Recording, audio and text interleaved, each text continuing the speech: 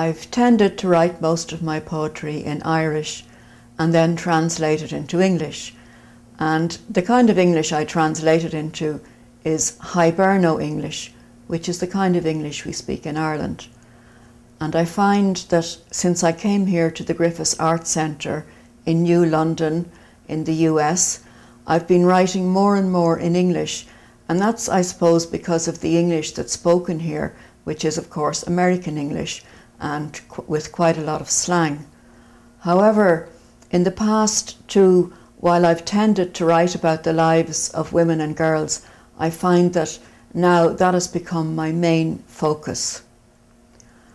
I'm going to read a poem now, which is one of my favourite poems, called Derbforghail, and it's inspired by an Irish myth. So I'll read it first in Irish, and then I'll read the translation into English, and I'll talk a bit about the background to it. Derbforghail, Ban Louis, Dinne den na chéad imircí chun na tíre seo. Nuair a choscrí de rógrúig is a cha de chracan artach a chalóga atjin na háte, ní rá cuine bith agat le fuacht na fáilte a curú rót.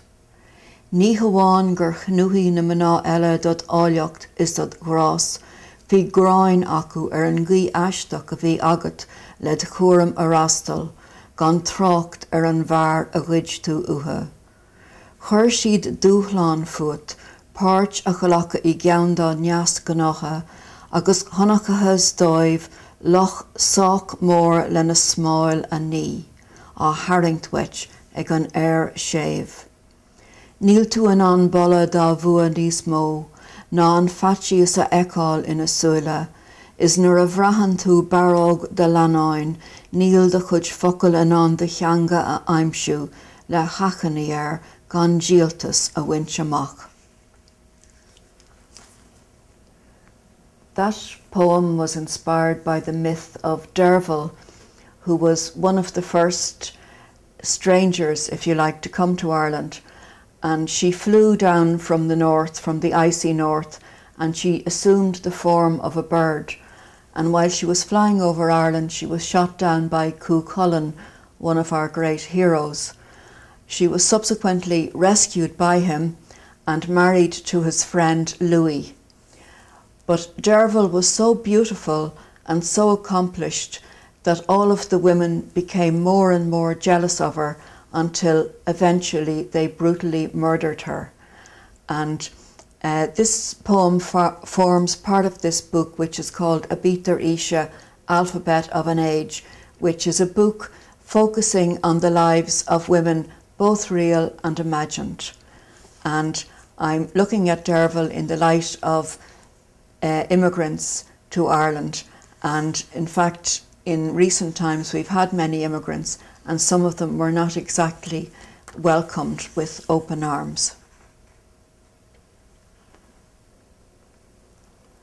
Derbforghail, wife of Louis, one of the first immigrants to this country.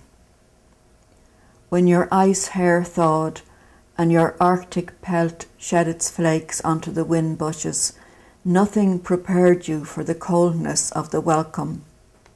Not only did the other women covet your beauty and your grace, they despised the strange way you had of attending to your chores, not to mention the man you had stolen from them.